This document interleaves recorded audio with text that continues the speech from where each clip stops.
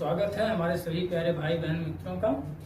आज नवरात्रि की आप सभी लोगों को हार्दिक शुभकामनाएं, बधाई हो। माता रानी की कृपा आप लोगों पर सदा बनी रहे।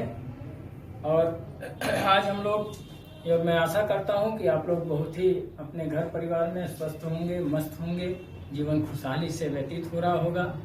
तथा जो लोग बिहार में सिलेक्शन प्राप्त किए हैं कोचिंग से, उनको मैं बहुत बहुत बधाई देना चाहता हूं। उनको बहुत बहुत बधाई। ठीक है, आइए उस पर हम एक वीडियो लाएंगे। आने दीजिए, जरा नियुक्ति लेकर के आ जाएं, फिर आपको मैं दिखाऊंगा। आइए आज का क्लास हम लोग सेशन शुरू करते हैं। आप लोगों ने एक बार आग्रह किया कि सर लाइव क्लास लेकर के कैलेंडर को पढ़ा दीजिए, तो मैंने लाइव लेने का प्रयास किया था, बट नेटवर्क इशू होने के कारण लाइव नहीं चल सका। इसलिए आप लोगों को वीडियो अपलोड करके दे रहा हूं और आप लोग इसको आशा करूंगा कि बहुत ही अच्छे से इसको पढ़ेंगे, देखेंगे और कैलेंडर की एक अच्छी जानकारी आप लोग अपने पास में रख लेंगे। ठीक है, और इतना तो विश्वास है आप लोगों को अब कि कैलेंडर से आने वाला प्रश्न जो होगा कहीं से भी पूछ लिया जाए, आप लोग बहुत ही अच्छी तरीके से उसका उत्तर देने में सक्षम हो जाएंगे। तो आइए हम लोग अध्ययन करते हैं सबसे पहले कैलेंडर शब्द का। देखिए जो कैलेंडर है, कैलेंडर शब्द है, इस कैलेंडर को इंग्लिश में हम लोग कैलेंडर के नाम से जानते हैं इंग्लिश में। और जब इसको हम हिंदी के रूप में स्वीकार करते हैं तो हिंदी में इसी कैलेंडर को कालदर्शक के रूप में जाना जाता है। कालदर्शक, इसी कालदर्शक का हम लोग कालदर्शक कहते हैं। इसी को तिथिसूचक के नाम से भी जानते हैं, अन्य कई नामों से जानते हैं, लेकिन इसको मुख्य रूप से कैलेंडर की हिंदी के रूप में कालदर्शक या तिथिसूचक के रूप में जाना जाता है। कैलेंडर के द्वारा ही हमको किसी तिथि का अनुमान होता है। इसी के द्वारा हम लोग तिथियों का निर्धारण करते हैं, दिन का निर्धारण करते हैं। इसी के द्वारा हम लोग वर्ष का निर्धारण करते हैं, शताब्दी का निर्धारण करते हैं, शताब्दी वर्ष का निर्धारण करते हैं, एक साधारण वर्ष का निर्धारण करते हैं, तथा इसके साथ में एक लीप वर्ष का भी निर्धारण इसके माध्यम से हम लोग करते हैं। तो सबसे पहले प्रश्न यह उठता है कि ये कैलेंडर की हमको जरूरत क्या होती है, कैलेंडर आया कहाँ से, कैलेंडर की शुरुआत कहाँ से हुआ। देखिए प्राचीन समय में अगर देखा जाए तो पूरा हमारा जो विश्व था, पूरा विश्व, यह विश्व दर्शन शास्त्र पर विशेष रूप से विश्वास करता था और दर्शन शास्त्र को लेकर के यहाँ पर अध्ययन किया जाता था। हुआ क्या आगे चल करके कि दर्शन को मानते समय लोगों ने ग्रह को, सूर्य को, नक्षत्र को, तारों को, चंद्रमा को, इन सबकी गतियों को ध्यान में रखते हुए लोगों ने इसी के आधार पर तिथि और दिन का निर्धारण करने का प्रयास किया था। लेकिन जब यह कालांतर में परिवर्तन हुआ तो इसी को दिन के रूप में, दिनांक के रूप में, वर्ष के रूप में, माह के रूप में, इसको सप्ताह के रूप में, इसी को परिवर्तन किया गया और इसी परिवर्तन का हम लोग वर्तमान में अध्ययन करते हैं। तो एक प्रश्न आप लोगों से पूछा जाता है कि प्राचीन समय में रोम के कैलेंडर में दिनों की संख्या कितनी थी और माह की संख्या कितनी थी। तो ध्यान में रखिएगा, जब जो हम लोग आज अध्ययन करते हैं वो तो हमारा आधुनिक कैलेंडर है, जिसको हम लोग ग्रेगोरियन कैलेंडर के नाम से जानते हैं। लेकिन इसके पहले जो कैलेंडर था वो रोम का कैलेंडर था, रोमन देश का कैलेंडर था। और इसीलिए रोमन कैलेंडर होने के कारण रोमन में अगर देखा जाए कि कितनी संख्या थी, तो एक बात मेरी याद करके रखिएगा कि सबसे पहले जो कैलेंडर जारी किया गया था, जो रोमन कैलेंडर के नाम से जाना जाता था, उस कैलेंडर में दिनों की संख्या क्या थी, अपना नोट्स वगैरह बनाते रहेंगे। अगर पूछा जाए उसमें दिनों की संख्या क्या रही तो ध्यान में रखिएगा, उसमें दिनों की संख्या कितनी थी, तो दिनों की संख्या थी 304। दिनों की संख्या को 304 से निर्धारण किया जाता था। तथा अगर पूछें कि कुल एक वर्ष में माह की संख्या कितना रखा गया था, तो माह की संख्या उस समय कितनी थी, 10 थी। ठीक है, दिनों की संख्या को 304 और माह की संख्या को कितना रखा गया था, उस समय 10 माह रखा गया था। एक वर्ष में 10 माह हुआ करते थे तथा दिनों की संख्या 304 होती थी। जब इसका 10 माह में बंटवारा किया गया 304 के रूप में, तो यह पाया गया कि 304 दिन निरंतर रखने पर वर्षों की संख्या कभी माह की संख्या कभी एक वर्ष में घट जाया करती थी तो कभी बढ़ जाया करती थी। अतः बहुत ही एक तरह से कहिए कि वैज्ञानिकता के आधार पर या प्रामाणिकता के आधार पर इस कैलेंडर को रख पाना हमारे लिए बड़ा ही कठिन काम हो गया। तब क्या किया गया, आगे चल करके जूलियस सीजर नामक एक जो हुए, जूलियस सीजर ने क्या किया, इसी कैलेंडर को परिवर्तित किया। और जूलियस सीजर ने क्या किया, इन्हीं दिनों की संख्या में 66 संख्या को ऐड कर दिया, 66 दिनों को। और ये सब जो रखे गए थे यह पृथ्वी की गति के आधार पर इसको रखे जाने की क्रिया की गई थी। जिसमें देखिए जो दिनों की संख्या पहले जो 304 निर्धारित थी, अब ध्यान रखिएगा किसमें था, ये रोमन कैलेंडर में था। रोमन में दिनों की संख्या 304 और माह की संख्या कितना था, 10 था। इसी में क्या किए, 66 दिन को और ऐड किया गया और ऐड करने के बाद दिनों की संख्या को बढ़ा दिया गया, जिसको हम लोग किस नाम से जानते हैं, तो ध्यान रखिएगा जूलियस सीजर कैलेंडर के नाम से या जूलियस कैलेंडर के नाम से जानते हैं। तो ध्यान रखिएगा जूलियस सीजर ने, किसने, जूलियस सीजर ने इसको क्या किया, जूलियस सीजर ने इसी कैलेंडर में 66 दिन को और ऐड कर दिया। अतः कैलेंडर में दिनों की संख्या जब 304 हुआ करती थी, अब दिनों की संख्या इसी में 66 ऐड कर देने पर यह संख्या हो गई कितनी, 6 4 10 के 0 हासिल आए 1 और ये 370। अब दिनों की संख्या 370 हो गई तथा माह की संख्या कितना जोड़ दिया गया, माह की संख्या हो गई अब 12। तो ध्यान रखिएगा अगर प्रश्न पूछा जाए पहली बार वह कैलेंडर कौन सा निर्धारित किया गया था जिसमें माह की संख्या 12 की गई थी, तो आप कहेंगे जूलियस कैलेंडर था। वह कैलेंडर जूलियस कैलेंडर था और इसी जूलियस कैलेंडर में सबसे पहले क्या किया गया था, दिनों की संख्या 370 किया गया था तथा पहली बार जो था वो माह की संख्या 12 किया गया था। आपके मन में ये प्रश्न उठ रहा होगा कि सर जी क्या जूलियस ने ही ऐसा किया था? ऐसी बात नहीं थी। बहुत से विद्वान इसके बीच में आए हुए थे जिन्होंने खगोलविद थे, दार्शनिक थे, जिन्होंने रखने का प्रयास किया था, लेकिन बात यह नहीं होती कि किसने कितनी बात रखी, बात यह होती है कि किसने बात को प्रामाणिकता के साथ रखा। तो जूलियस का जो उस समय कैलेंडर ये आया था, यह कैलेंडर काफी प्रमाणित कैलेंडर प्रतीत होता था। इसलिए क्या किया गया, दिनों की संख्या 370 और माह की संख्या 12 मान करके इस कैलेंडर को काफी समय तक विस्तृत किया गया। लगभग यह जो कैलेंडर था वह 1500 वर्षों तक चला। इस बीच में एक नाम और आता है जिसका नाम है सम्राट अगस्टम क्विंटिस। सम्राट अगस्टम क्विंटिस ने भी बड़ा ही प्रयास किया था कैलेंडर को परिवर्तित करने का, लेकिन वे असफल हो गए थे। इसके बाद एक कैलेंडर, विस्तृत कैलेंडर आया और विस्तृत कैलेंडर को देने का काम किसने किया था, ग्रेगोरियन ने किया था। जो अर्थात ग्रेगोरियन कैलेंडर जो था वो 13वें पॉप के द्वारा, ध्यान रखिएगा 13वें पॉप के द्वारा इस कैलेंडर को लाया गया था। ये तीसरा कैलेंडर था, तीसरा कैलेंडर था 13वें पॉप ग्रेगरी और 13वें पॉप ग्रेगरी ने क्या किया, इसी कैलेंडर में संशोधन कर दिया। किस कैलेंडर में, सीजर कैलेंडर में। और इसी सीजर कैलेंडर में इन्होंने परिवर्तन किया, संशोधन किया काफी, और संशोधन करने के बाद इस कैलेंडर को बदल करके इन्होंने क्या दे दिया, ग्रेगोरियन कैलेंडर दिया। और ग्रेगोरियन कैलेंडर जो था इसमें वर्षों का आधार जो था वो 2 प्रकार के वर्ष रखे गए, साधारण वर्ष और लीप वर्ष, जिसमें इन्होंने बताया कि वर्ष जो होंगे ये 2 प्रकार के होंगे, वर्ष 2 प्रकार के होंगे। एक वर्ष जो होगा वो साधारण कहलाएगा, जबकि एक और जो वर्ष होगा यह लीप वर्ष के रूप में जाना जाएगा। प्रति चौथे वर्ष पर एक लीप वर्ष होगा तथा सामान्य रूप से एक साधारण वर्ष होगा। साधारण वर्ष में दिनों की संख्या कितना होगा, 365 होगा तथा लीप वर्ष में दिनों की संख्या कितना होगा, 366 हो जाएगा। ठीक है, तो धैर्य बना करके आप लोग पढ़िएगा और धैर्य बना करके पढ़ेंगे तो अंतोगत आपको बड़ा मजा आएगा। और मजा के साथ साथ आप लोग एक नई तकनीक और नई चीज सीखेंगे कि आज कैलेंडर को वास्तव में क्या कैलेंडर होता है। ये सारी बात, ये घटना आपको पूरा मैं बताने जा रहा हूँ कि क्या क्या कैलेंडर कैसे परिवर्तित हुआ, हिंदुस्तान में ये कैसे चला आया, भारत में कैसे आया, जबकि ये तो बाहर का कैलेंडर था। ये सारी बातें आपको मैं आज बताऊंगा इस वीडियो में। और अगर अच्छा लग रहा हो तो लाइक कीजिएगा, शेयर कीजिएगा, और अगर और अच्छा लग रहा हो तो एक सब्सक्राइब भी कर लीजिएगा ताकि जो भी नोटिफिकेशन हो वो आपको प्राप्त हो जाए। आइए देखिए, अब बातें स्पष्ट होती जा रही हैं कि सबसे पहले जब हम रोमन कैलेंडर की बात कर रहे थे तो रोमन कैलेंडर में दिनों की संख्या जो थी वह 304 थी। अब कितनी हुई बढ़ करके जब सीजर कैलेंडर आया तो सीजर कैलेंडर में, जिसको हम लोग जूलियस कैलेंडर के नाम से जाने, इस जूलियस सीजर कैलेंडर में दिनों की संख्या 370 हो गई। वर्तमान में जो ग्रेगोरियन कैलेंडर, आज जो हमारे घरों में टंगे हुए कैलेंडर हैं, ये कैलेंडर कौन सा कैलेंडर है, अगर कोई आपसे पूछे तो आप उसको स्पष्ट रूप से जवाब दीजिए कि हमारा ग्रेगोरियन कैलेंडर है। और ग्रेगोरियन कैलेंडर में दिनों की संख्या या तो 365 होती है या फिर 366 होती है। 365 कब होती है? जब वर्ष साधारण में होता है, तथा 366 कब होती है? जब वर्ष जो है लीप वर्ष होता है।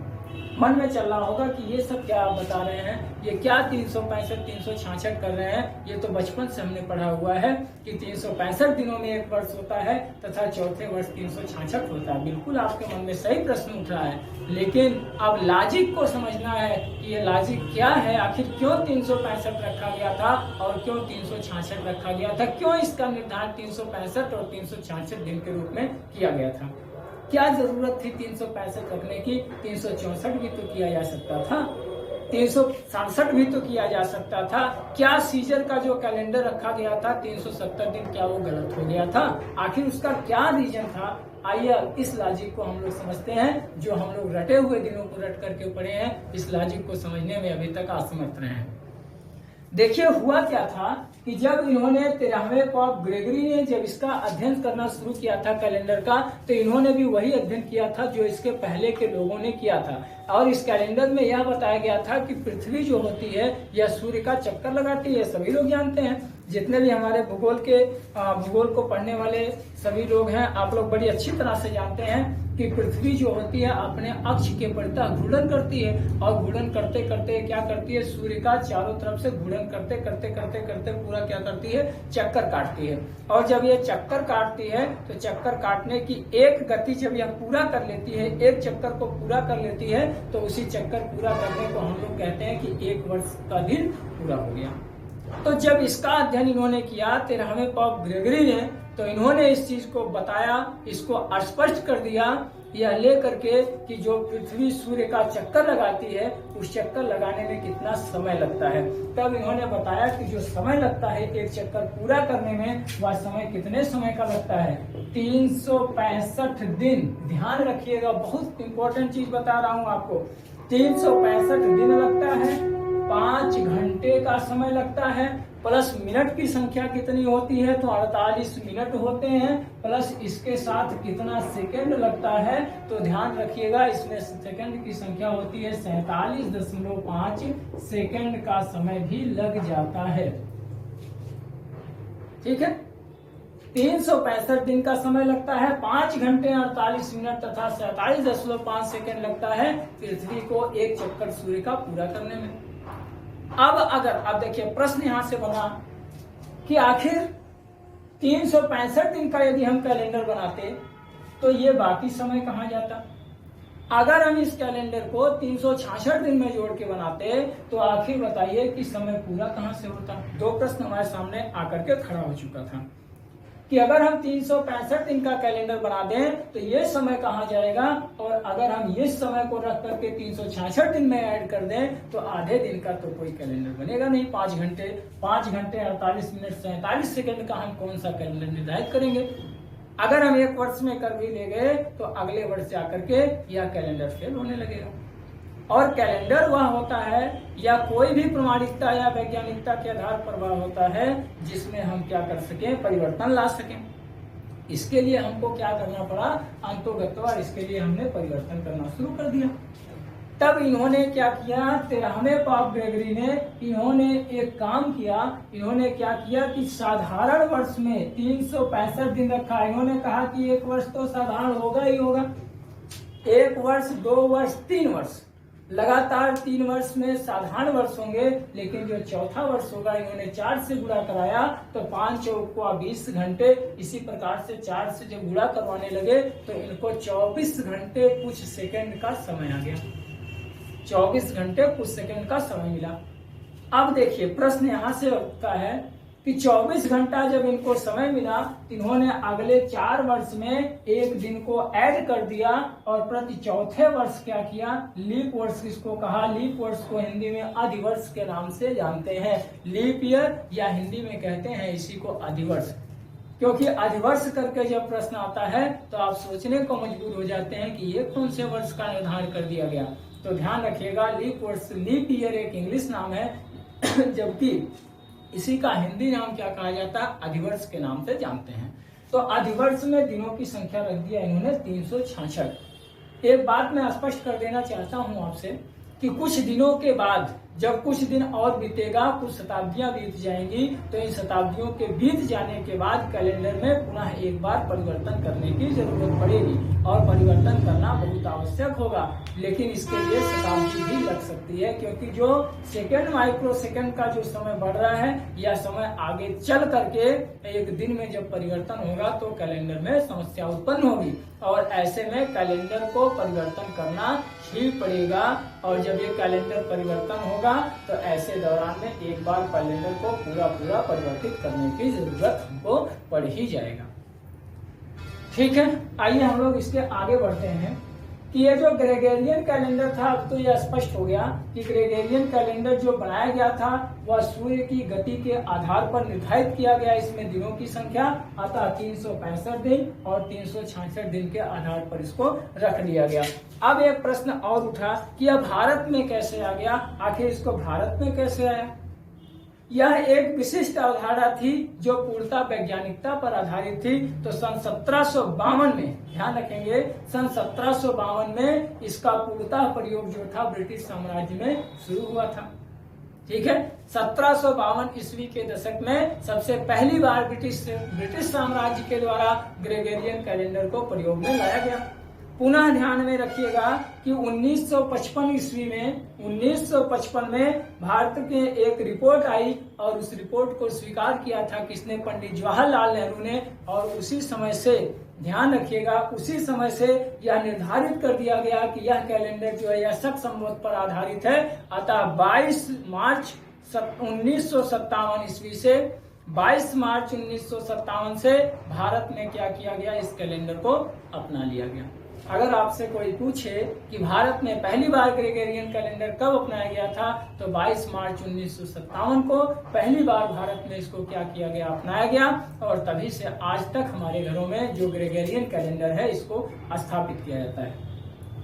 अब एक प्रश्न आपके मन में होगा, सर ठीक है आपने ये तो बता दिया कि जो कैलेंडर रखा गया ये ग्रेगोरियन कैलेंडर था, एक ये कैलेंडर शुरुआत हुआ, जरा ये भी बता दीजिए कि इसके तिथियों को कैसे निर्धारित किया गया, कैसे तिथि और कैसे हम लोग सोमवार का दिन रखे, आखिर यह भी स्पष्ट कर दीजिए। तो आइए मैं इसको भी आपके सामने स्पष्ट कर देता हूँ कि जो ये कैलेंडर रखा गया था, यह कैलेंडर रखा गया तो ईसा मसीह के जन्म दिवस के दिन से ऐसा माना गया कि इसी दिन जो था वो जीसस क्राइस्ट अर्थात ईसा मसीह का जन्म हुआ था। तो इसकी तारीख का निर्धारण किया गया 1/1/1 अर्थात 1 जनवरी दिन सोमवार को इस कैलेंडर का निर्धारण किया गया। जो पहला कैलेंडर बना वह 1 जनवरी, पहला महीना अर्थात पहला महीना को रखा गया जनवरी, और इसके साथ में निर्धारित किया गया कि पहला दिन जो होगा वह सोमवार का होगा और जीसस क्राइस्ट का इसको जो है इसमें जीसस क्राइस्ट के जन्म दिवस के रूप में इसको जो है मनाया जाएगा।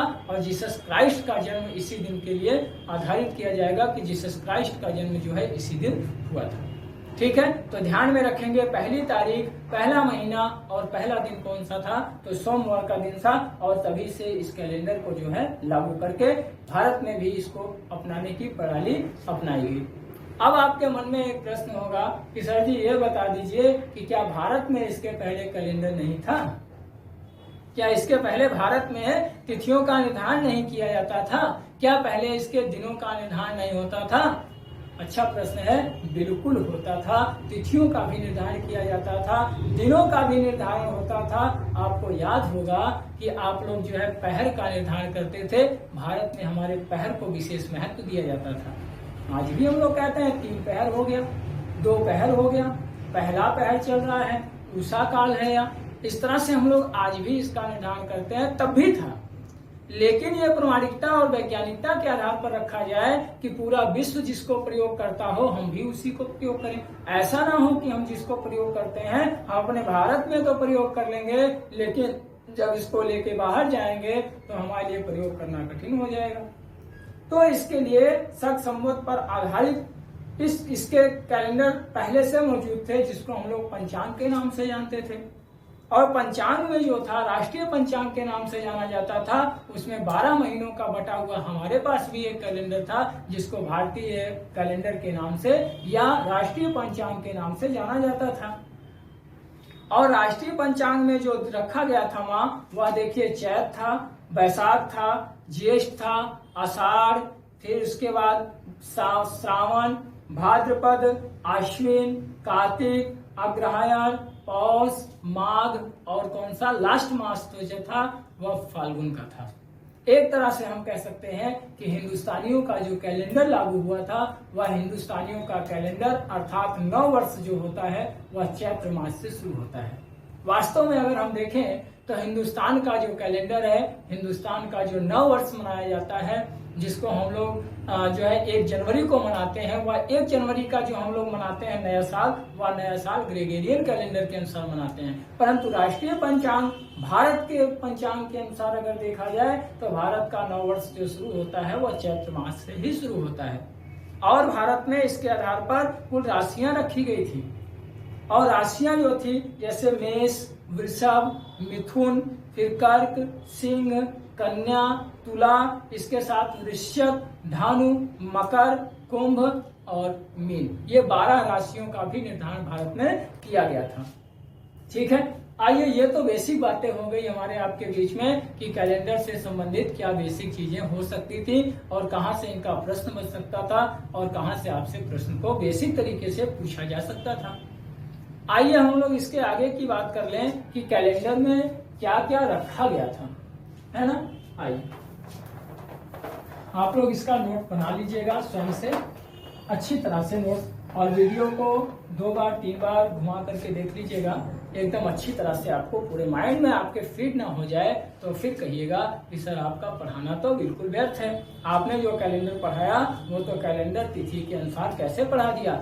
मैं दावे के साथ कहता हूँ कि अगर आपने ध्यान पूर्वक पढ़ लिया तो एकदम माइंड में पूरा घुस जाएगा और फिर निकलने का नाम नहीं लेगा माइंड से।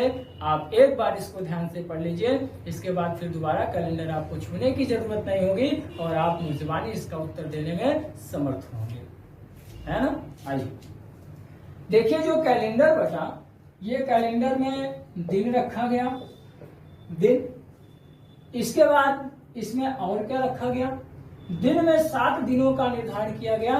सबसे पहला दिन जो था वो सोमवार था, सोमवार, मंगलवार, बुधवार, बृहस्पतिवार, शुक्रवार और शनिवार, और 7वां दिन जो था वो रविवार के रूप में रखा गया।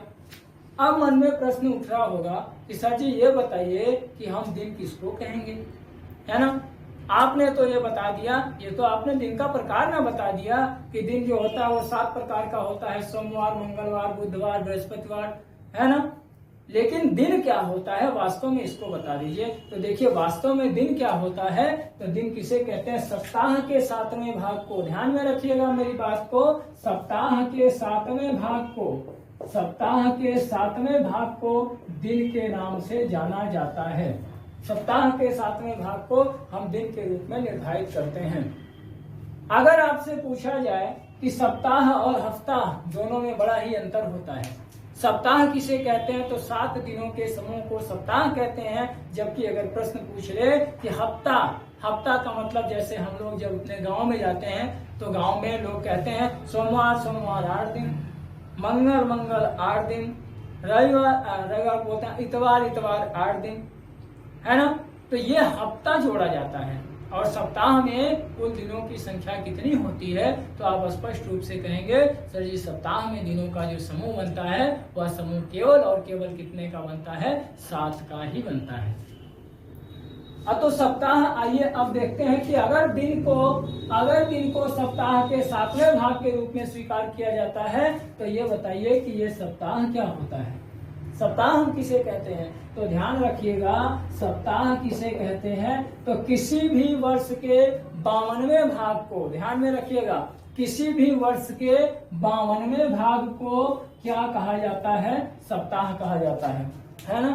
तो ध्यान में इसको भी रखना होगा आपको कि किसी वर्ष के, ध्यान दीजिए, वर्ष के 52वें भाग को सप्ताह कहते हैं। अब प्रश्न में आ रहा है ये 52वां कहाँ से आ गया, ये कहां से लाके आपके रख दिए, जरा इसको भी बताइए, है ना। ये 52वां क्या है, 52 का मतलब यह होता है किसी सप्ताह में दिनों की संख्या कितनी होती है, तो 7 होती है। अगर कुल संख्या किसी साधारण वर्ष में 365 होती है तो 7 से भाग करने पर 7 दूनी 14, 7 त्रिक 21, 7 चौक 28, 7 पच्चे 35 और यहाँ पर शेषफल आपका बचेगा 1 15।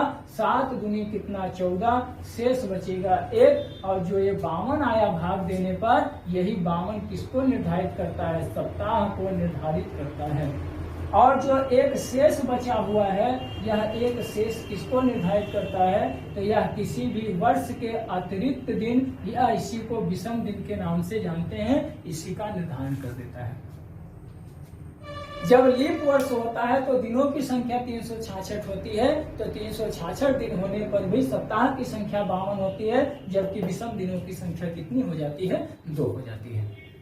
तो विषम दिनों की संख्या 2 होगी, जबकि बाकी चीज देखा जाए तो सेम होगी, सप्ताह की संख्या कितनी हो जाएगी, 52 ही होगी, है ना। आइए आगे बढ़ते हैं हम लोग। तो इस तरह से दिन और सप्ताह का निर्धारण हम कर सकते हैं। माह की संख्या आप लोग जानते ही हैं कि माह की संख्या कितनी होती है, तो माह की संख्या को देखा जाए तो माह कुल मिला करके कितने होते हैं, तो 52 होते हैं। एक प्रश्न पूछा जाता है, इसके साथ में और भी चीजें जुड़ती हैं, जैसे सप्ताह के बाद हम लोग जोड़ते हैं साधारण वर्ष, है ना। एक साधारण वर्ष, तो ध्यान रखेंगे साधारण वर्ष किसे कहते हैं, साधारण वर्ष का तात्पर्य होता है जिस वर्ष कैलेंडर में दिनों की संख्या 365 हो वह वर्ष एक साधारण वर्ष के नाम से जाना जाएगा। अगर पूछे कि लीप वर्ष क्या होता है, तो ध्यान में रखिएगा कि जिस वर्ष के कैलेंडर में दिनों की संख्या 366 होगी वह वर्ष का कैलेंडर क्या कहा जाएगा, लीप वर्ष कहा जाएगा। अगर प्रश्न पूछे कि कितने वर्षों के बाद लीप वर्ष का निर्धारण किया जाता है, तो प्रति चौथे वर्ष लीप वर्ष का निर्धारण किया जाता है। एक प्रश्न पूछता है शताब्दी, शताब्दी क्या होती है। देखिए बार बार ऐसे शब्दों का प्रयोग आपको कैलेंडर में मिलेगा। जब जानिए कि शताब्दी क्या होती है, तो ध्यान में रखिए प्रति 100 वर्षों को हम लोग एक शताब्दी के नाम से जानते हैं। जब पूछा जाए कि शताब्दी लीप वर्ष क्या है, प्रश्न आए कि शताब्दी लीप वर्ष क्या है, तो ध्यान में आपको रख लेना है कि शताब्दी लीप वर्ष क्या होता है, जिस प्रकार से प्रति चौथे वर्ष हम लीप वर्ष का निर्धारण करते हैं, उसी प्रकार से प्रति 400वें वर्ष शताब्दी लीप वर्ष का निर्धारण भी हमारे द्वारा इस कैलेंडर के विदों द्वारा इस कैलेंडर में किया जाता है। तो शताब्दी वर्ष प्रति 400 वर्षों के अंतराल पर होगा, जबकि लीप वर्ष जो होगा ये प्रति 4 वर्ष के अंतराल पर निर्धारण इसका किया जाएगा। आइए हम लोग आगे की बात करते हैं। अब देखिएगा आगे, अगर आपसे प्रश्न पूछा जाए कि जरा ये बताइए कि कैलेंडर के जनक कौन है, तो आप एकदम आराम से बताइएगा 13वें पॉप ग्रेगरी को ग्रेगरियन कैलेंडर का जनक कहा जाता है। एक प्रश्न आपका यह निर्धारित कर लीजिए। दूसरा प्रश्न अगर आपसे पूछे कि बताइए कैलेंडर की सबसे छोटी इकाई को किस नाम से जानते हैं, तो आप ध्यान में रखिए कि कैलेंडर की सबसे छोटी इकाई जो होती है उसे हम किस नाम से जानेंगे, तो उसे हम लोग दिन के नाम से जानते हैं, या तारीख के नाम से जानते हैं, या फिर तिथि के नाम से इसका निर्धारण हम कर लेते हैं। दिन, तारीख या दिनांक के नाम को ही हम क्या कहते हैं, कैलेंडर की सबसे छोटी इकाई के नाम से इसको हम जानते हैं। अगर आपसे प्रश्न पूछे कि बताइए आधुनिक कैलेंडर का क्या नाम है, तो आप स्पष्ट रूप से बताइए कि ग्रेगरियन कैलेंडर को ही आधुनिक कैलेंडर के नाम से जानते हैं। अगर प्रश्न पूछे कि हमारे घरों में प्रयोग किए जाने वाला कैलेंडर किस नाम से जाना जाता है, तो आप स्पष्ट रूप से उत्तर देंगे कि उसे हम किस नाम से जानते हैं, तो ग्रेगरियन कैलेंडर के नाम से उसको भी जाना जाता है। आइए आगे की तरफ बढ़ते हैं। आइए अब हम लोग दिनों के कोड तथा इसके बाद माह तथा माह के कोड के बारे में हम लोग आज आगे की चर्चा करते हैं। तो देखिए ध्यान रखिए, दिन कितने होते हैं, तो आप कहेंगे सर जी अभी आप बता दिए कि दिन की संख्या 7 होती है, तो 7 होती है, तो 7 में कौन कौन से हैं, तो ध्यान रखिए। चलिए सोमवार से हम लोग शुरू करते हैं। पहला दिन कौन सा होता है, सोमवार। तो सोमवार, फिर इसके बाद सोमवार, मंगलवार, इसके बाद बुधवार, फिर इसके बाद होता है बृहस्पतिवार,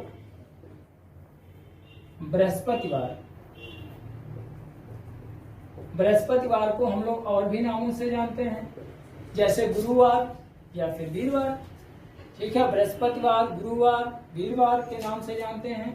इसके बाद आपका होता है दिन शुक्रवार, फिर दिन आता है शनिवार और फिर दिन आता है रविवार। ये 7 दिनों का निर्धारण हम लोग किसी भी सप्ताह में कर लेते हैं। तो सोमवार का कोड होता है 1, पहला दिन आता है इसलिए इसका कोड होगा 1 कोड हो जाएगा। कोड 1 कह देने पर आपको समझ लेना चाहिए कि दिन कौन सा है, सोमवार होगा। 2 कोड कह देने पर समझना होगा कि दिन मंगलवार होगा, क्योंकि दूसरा दिन आता है। तीसरा दिन बुधवार आता है, अतः 3 कह देने पर दिन बुधवार होगा। 4 कह देने पर दिन बृहस्पतिवार होगा। 5 कह देने पर दिन शुक्रवार होगा। 6 कह देने पर दिन शनिवार होगा। 7 कह देने पर या इसको 0 कह देने पर रविवार होगा। अब आप कहेंगे सर जी 0 क्यों लिख दिए? किसी भी सप्ताह में अगर 7 से भाग दिया जाए तो 7 से भाग देने पर जो शेषफल आता है वह उसका अतिरिक्त दिन कहलाता है। अगर किसी भी संख्या में भाग देने पर जो भाजक है अगर बड़ा है तो उसका अंश ही उसका क्या कहलाएगा, शेषफल कहलाएगा।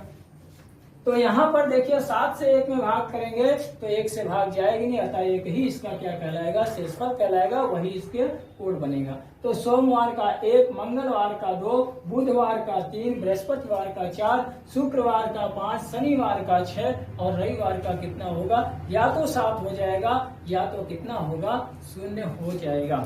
ठीक है, आइए अब हम लोग वर्ष का निर्धारण करते हैं और माह का निर्धारण करते हैं। और माह में सबसे पहले हम लोग अतिरिक्त दिन तथा उसके माह का कोड भी निर्धारित इसी समय करेंगे। आइए ध्यान दीजिए, एक पहले आपको मैं अतिरिक्त दिन निकालना सिखाता हूँ कि अतिरिक्त दिन क्या होता है और अतिरिक्त दिन कैसे निकाला जाएगा।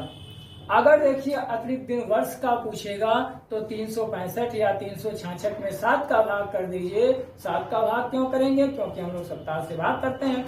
तो 7 का भाग कर दीजिए। 7 का भाग करने पर जो शेषफल बच जाएगा वही उसका क्या कहलाएगा, अतिरिक्त दिन कहलाएगा। और उसके साथ में अगर माह में किसी पूछे तो माह में पूछे जाने पर किसी भी माह का निर्धारण करेंगे तो जो माह का कोड होगा वही उसका निर्धारण हो जाएगा। आइए देखते हैं, जैसे की बात करते हैं, जैसे जनवरी आपका पहला माह होगा जनवरी, इसके बाद फरवरी, इसके बाद मार्च, अप्रैल, मई,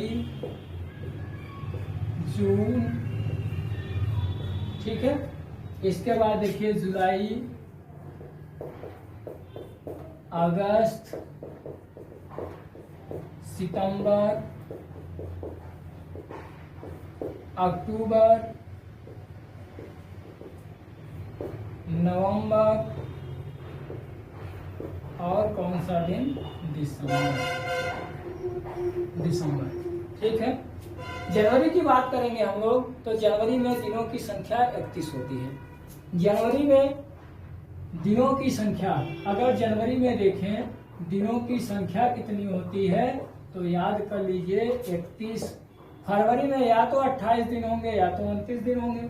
मार्च में देखें तो 31 दिन होते हैं, अप्रैल में 30, मई में 31 और जून में कितने होते हैं, 30 दिन होते हैं। जबकि जुलाई में कितने दिन होते हैं, 31, अगस्त में 31, सितंबर में कितने दिन होते हैं तो 30, अक्टूबर में देखें तो 31 और नवंबर में देखें तो 30 और दिसंबर में देखा जाए तो दिनों की संख्या 31 होती है। अच्छा, इसी समय एक बात हम लोग और कर लें, अतिरिक्त दिनों की संख्या कितनी होगी तो ध्यान में रखिएगा, अतिरिक्त दिन कितने होंगे। अतिरिक्त दिन 31 में 7 का भाग देने पर 7 चौको 28 और 28 में से 31 में से 28 को घटा दीजिए तो आपका शेषफल बचेगा 3। फिर से सुनिएगा, 7 से 31 में भाग करने पर शेषफल कितना बचता है तो 3 बचेगा। 3 बचेगा तो 3 इसका अतिरिक्त दिन होगा। इसमें 28 में भाग करेंगे तो 0 और 29 में भाग करेंगे तो 1 होगा। मार्च में 31 होते हैं 3, इसमें 2, फिर 3, फिर 2, फिर यहाँ पर 3, फिर यहाँ पर 3, फिर यहाँ पर 2, यहाँ 3, यहाँ 2 और ये कितना बचेगा? 3 बचेगा। इस तरह से अतिरिक्त दिन क्रमशः जनवरी में 3, फरवरी में 0 या 1, मार्च में 3, अप्रैल में 2, मई में 3, जून में 2, जुलाई में 3, अगस्त में 3, सितंबर में 2, अक्टूबर में 3, नवंबर में 2 और दिसंबर में इसमें अतिरिक्त दिनों की संख्या 3 हो जाएगा। एक माह कोड आपसे मैं पूरे कैलेंडर में कुछ याद करने के लिए नहीं कहूंगा, एक ही 2 बात याद करने के लिए कहूंगा। एक कोड आपको याद कर लेना है। अगर यह कोड आपको याद रहेगा तो मैं दावे के साथ कहता हूं कि दुनिया का कोई भी प्रश्न आ जाए आप उसको हल करेंगे और बिल्कुल मुस्कुरा करके हल करेंगे। कहेंगे क्योंकि मैं आरके एकेडमी से पढ़ा हुआ हूं और मुझको इस बात की जरा भी चिंता नहीं है कि आप जहां से आपकी इच्छा हो आप प्रश्न कर सकते हैं। चुनौती दे दीजिए पेपर वाले को कि ऐ पेपर वाले बनाने वाले तो कैलेंडर में कहीं से भी प्रश्न बना करके रख देना, अगर मैं ना हल करके आ जाऊं चुटकी में तो फिर कहना कि मैंने कैलेंडर नहीं पढ़ा है। अगर मेरा प्रश्न कैलेंडर से नहीं हल हुआ तो मैं चुनौती के साथ कहता हूं, मैं कह दूंगा कि मैंने कैलेंडर नहीं पढ़ा है, परंतु ऐसा कभी होगा ही नहीं। देखिए माह कोड की जब हम बात करेंगे, माह कोड की बात करेंगे तो माह कोड में थोड़ा सा ध्यान देने की जरूरत है और यही माह कोड अगर याद होगा तो आपको किसी भी कठिनाई का सामना नहीं करना पड़ेगा। 622, 503, 514 और 624 यही आपको याद करना है। 622, 503, इसके बाद 514 और 624, 514 और 624 यही आपको याद करना है। फिर से सुन लीजिए, 622, 503, 514 और 624। अब देखिए थोड़ा सा यहाँ ध्यान देना होगा, अगर वर्ष लीप वर्ष होता है तो यही कोड थोड़ा सा चेंज हो जाएगा, 6 का 5 हो जाएगा और 2 का कितना हो जाएगा? 1 हो जाएगा।